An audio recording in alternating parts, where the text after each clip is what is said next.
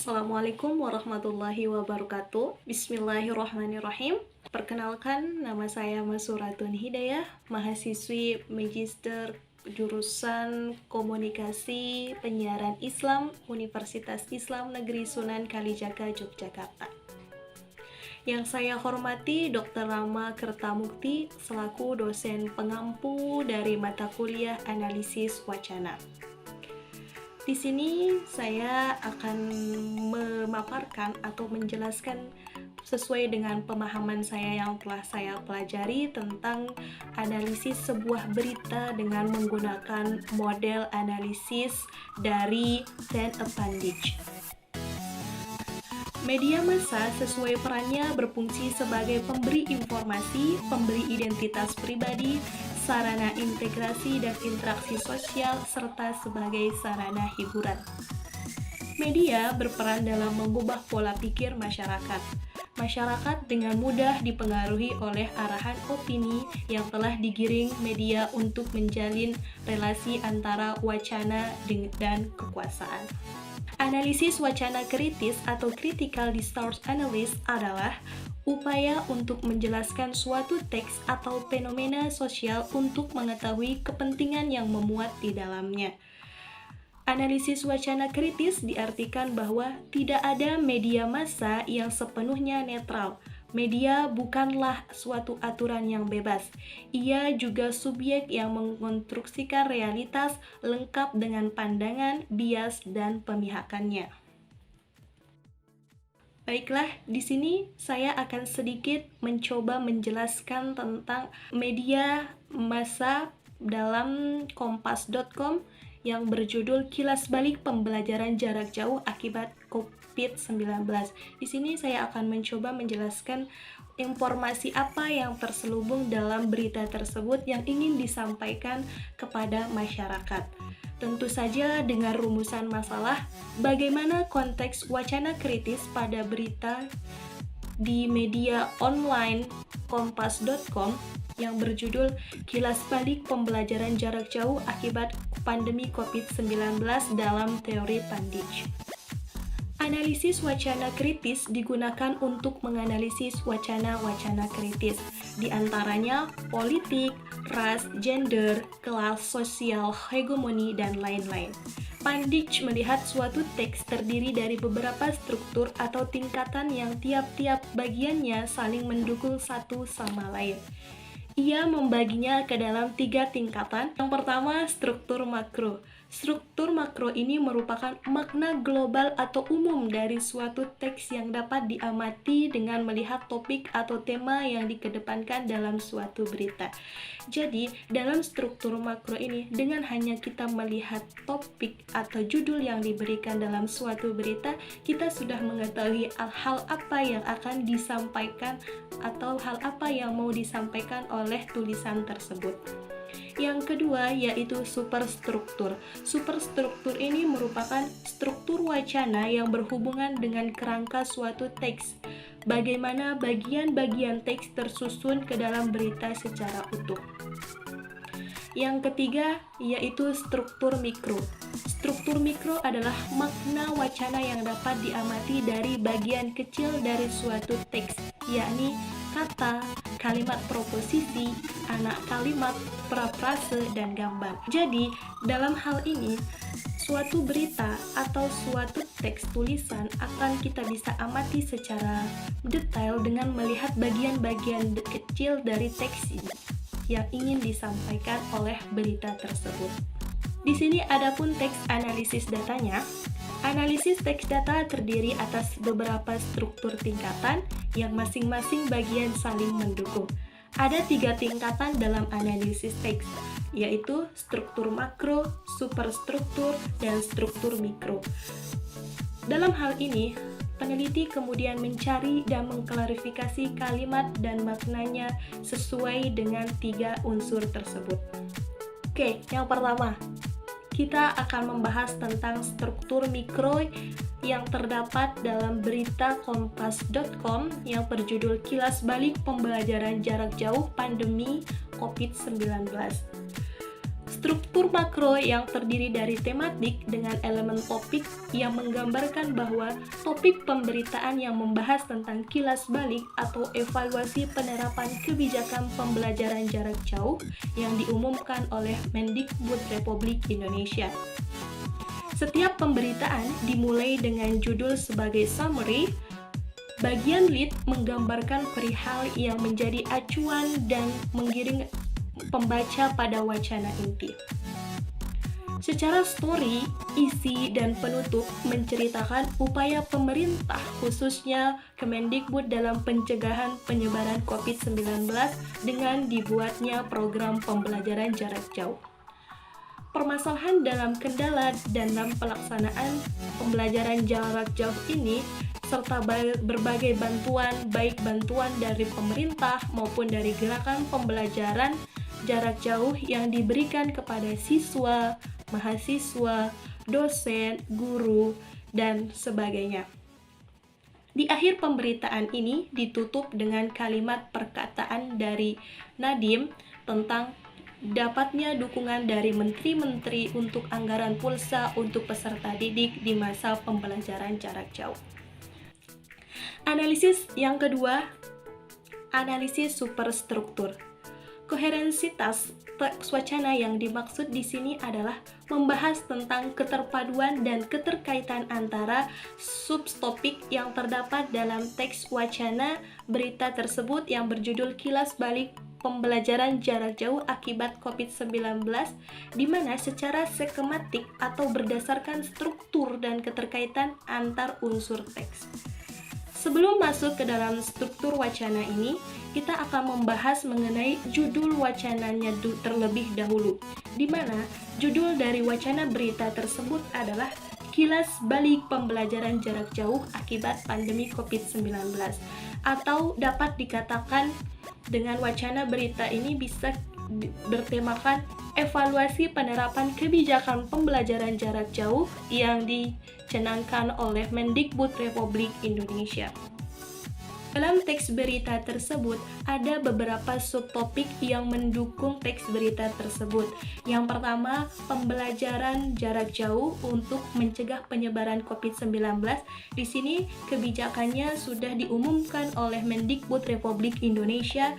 Yang kedua, jaringan internet menjadi kendala, yaitu beberapa kendala pembelajaran jarak jauh disampaikan oleh KPAI. Yang ketiga, butuh penyesuaian atau revolusi pembelajaran dengan pembelajaran jarak jauh, di mana himbauan ini sudah diumumkan oleh Wakil Presiden Republik Indonesia.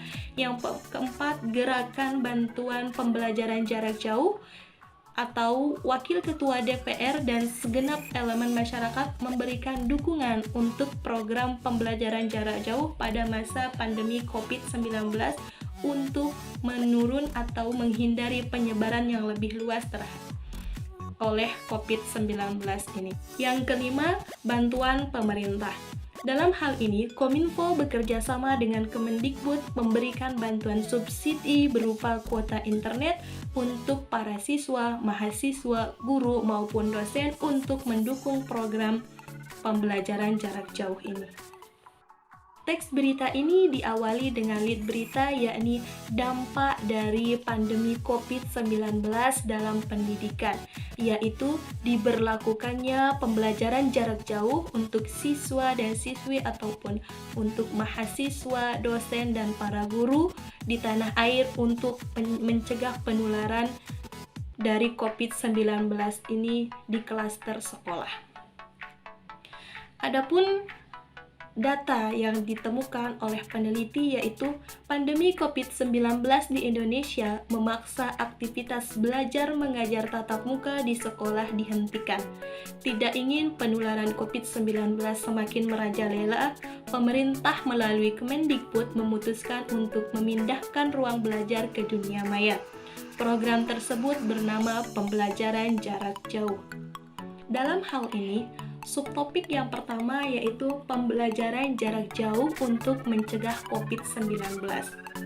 Dalam subtopik ini lebih banyak dibahas tentang kebijakan yang diberlakukan oleh Menteri Pendidikan dan Kebudayaan Republik Indonesia dalam penanganan dan pencegahan COVID-19 dengan diterapkannya kebijakan pembelajaran jarak jauh melalui Surat Edaran Nomor 2 dan 3 Tahun 2020 tentang pencegahan dan penularan COVID-19 pada satuan pendidikan di lingkungan Kemendikbud.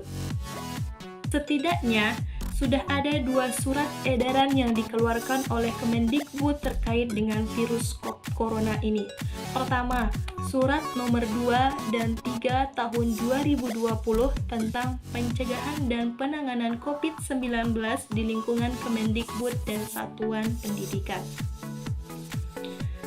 Dengan diterapkannya surat edaran tersebut, maka kegiatan pembelajaran pun tidak lagi diterapkan di ruang kelas seperti biasanya. Namun, pembelajaran dilakukan melalui ruang virtual atau virtual classroom dengan menggunakan sarana gawai masing-masing dengan melalui jaringan internet. Hal ini menjadi sebuah tantangan tersendiri dalam perjalanan perkembangan pendidikan di Indonesia yang mau tidak mau, siap atau tidak siap dijalankan melalui pembelajaran jarak jauh. Adapun subtopik yang kedua tentang jaringan internet menjadi kendala. Pada subtopik ini, banyak dinyatakan tentang kendala dan pengaduan masyarakat dengan diterapkannya pembelajaran jarak jauh. Kendala maupun pengaduan tersebut seperti disampaikan kepada KPAI atau Komisi Perlindungan Anak Indonesia adalah tentang beratnya penugasan yang diberikan guru kepada siswa serta banyak terkurasnya kuota internet untuk pembelajaran jarak jauh ini. Selain itu, kendala pembelajaran jarak jauh yang terjadi di masyarakat juga disampaikan oleh Koordinator Nasional Jaringan Pemantau Pendidikan Indonesia atau JJPI, yaitu Ubaid Matarji.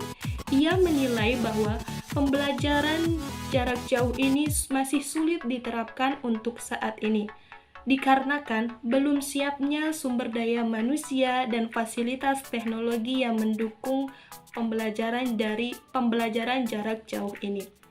Hal tersebut berdasarkan pada kutipan data, yaitu KPAI menerima 213 pengaduan pembelajaran jarak jauh selama kurun waktu 3 minggu terhitung sejak 6 Maret hingga 9 Maret 2020.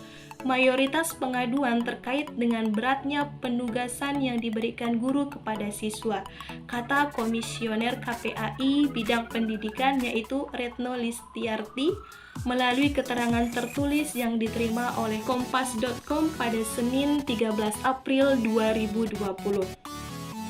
Selain itu, Koordinator Nasional Jaringan Pemantau Pendidikan Indonesia menilai konsep pembelajaran jarak jauh ini masih sulit untuk diterapkan untuk saat ini, karena faktor sumber daya manusia maupun teknologi dinilai belum mendukung penerapan pembelajaran jarak jauh. Yang ketiga, subtopiknya yaitu butuh penyesuaian. Pada subtopik ini dikemukakan tentang pandangan Ma'ruf Amin atau selaku Wakil Presiden Republik Indonesia. Menurutnya, akibat dari pandemi COVID-19 ini, banyak hal yang perlu penyesuaian. Salah satunya yaitu persoalan pembelajaran jarak jauh. Pada Kompas.com, yaitu Wakil Presiden Ma'ruf Amin mengatakan, Indonesia harus siap melaksanakan pembelajaran jarak jauh yang dilakukan di tengah pandemi COVID-19. Akibat pandemi tersebut, banyak hal yang harus dilakukan penyesuaian, termasuk soal pembelajaran. Kita harus siap melakukan pembelajaran jarak jauh sebagai pengganti metode pembelajaran konvensional, kata Wakil Presiden Republik Indonesia Ma'ruf Amin. Selanjutnya, kita akan membahas subtopik yang keempat, yaitu gerakan bantuan pembelajaran jarak jauh. Pada subtopik ini diungkapkan gagasan dari Muhaimin Iskandar selaku Wakil Ketua DPR RI atau Ketua Umum PKB, yakni tentang gerakan Bangkit Belajar. Gerakan ini berupa posko yang memberikan bantuan akses pembelajaran jarak jauh, seperti jaringan internet hingga relawan pendamping siswa dalam membantu kegiatan belajar dari rumah. Di samping itu, kata Ketua Komisi 10 DPR RI Syaiful Huda memaparkan mengenai relawan peduli pendidikan dari elemen atau kalangan masyarakat dengan mendonasikan sebagian hartanya untuk berbagi smartphone second untuk menunjang kegiatan pembelajaran jarak jauh ini. Selain itu juga memberikan bantuan promo pemberian provider komunikasi terkait paket internet untuk pembelajaran jarak jauh. Pernyataan tersebut dapat dilihat pada kutipan teks berita tersebut, yaitu Wakil Ketua DPR RI Muhaimin Iskandar meluncurkan gerakan Bangkit Belajar guna membantu siswa sekolah yang menjalankan pembelajaran jarak jauh. Muhaimin menyebut gerakan ini berupa posko yang memberikan bantuan akses pembelajaran jarak jauh seperti jaringan internet hingga relawan pendamping siswa. Selanjutnya subtopik yang kelima yaitu bantuan pemerintah. Pada bagian ini dijelaskan tentang kontribusi pemerintah dalam membantu program pembelajaran jarak jauh melalui pemberian subsidi pulsa atau kuota internet untuk pembelajaran jarak jauh. Program tersebut dibantu secara teknis penyalurannya dan infrastrukturnya oleh Menteri Komunikasi dan Informasi yang bekerja sama dengan provider operator telekomunikasi guna membangun infrastruktur telekomunikasi. Bantuan subsidi pulsa atau kuota internet belajar ini tentu sangat membantu orang tua siswa di tengah pandemi COVID-19. Sehingga orang tua tidak perlu khawatir dengan biaya kuota pembelajaran jarak jauh ini. Dengan tersedianya kuota internet belajar ini juga membantu pembelajaran kegiatan KBM secara pembelajaran jarak jauh. Selanjutnya kita akan membahas tentang struktur mikro yang terdapat pada teks berita tersebut. Semantik. Analisis struktur mikro pada teks wacana yang berjudul Kilas Balik Pembelajaran Jarak Jauh Akibat COVID-19 terdiri dari latar, detail, dan maksud. Berikut ini penjelasan masing-masing analisis struktur mikro semantik. Yang pertama tentang latar. Latar merupakan elemen untuk mengetahui maksud yang ingin disampaikan oleh penulis. Unsur latar artikel berita ini adalah membahas tentang kondisi pembelajaran jarak jauh yang telah ditetapkan oleh pemerintah melalui Kemendikbud kepada seluruh siswa dan mahasiswa di Indonesia selama pandemi. Yang kedua, detail. Detail berhubungan dengan kontrol informasi yang ditampilkan seseorang. Kemendikbud mengajak seluruh pihak di bidang pendidikan untuk berjuang bersama menghadapi virus corona dengan melakukan pembelajaran jarak jauh. Tetapi kenyataannya masih banyak kendala yang harus dihadapi, seperti terkait dengan infrastruktur, sumber daya manusia, dan teknologi. Maksud atau rasionalitas adalah kebenaran yang berfungsi untuk meletakkan dasar-dasar keinginan, sikap, dan kepercayaan yang telah ditentukan. Maksud yang disampaikan memiliki maksud secara eksplisit, yaitu kendala menyangkut infrastruktur adalah internet. Banyak daerah di luar Pulau Jawa, terutama di daerah 3T atau tertinggal, terdepan, dan terluar, yang tidak terjangkau infrastruktur internet. Kendala teknologi berkaitan dengan tersedianya atau tidaknya gawai atau laptop yang dimiliki oleh siswa karena penerapan pembelajaran jarak jauh ini wajib membutuhkan kedua benda itu demi kelancaran pembelajaran. Dengan permasalahan tersebut, pihak pemerintah dan Kemendikbud berupaya untuk mengatasi kendala pembelajaran jarak jauh di Indonesia. Permasalahan yang harus dihadapi terutama terkait dengan infrastruktur, seperti listrik dan jaringan internet. Mayoritas pengaduan terkait dengan beratnya penugasan yang diberikan guru kepada siswa, Pengaduan didominasi oleh para siswa sendiri terkait berbagai penugasan guru yang dinilai berat dan menguras energi serta kuota internet. Kata Komisioner KPAI bidang pendidikan Retno Listiarti melalui keterangan tertulis yang diterima oleh kompas.com. Selanjutnya adalah sintaksis, bentuk kalimat.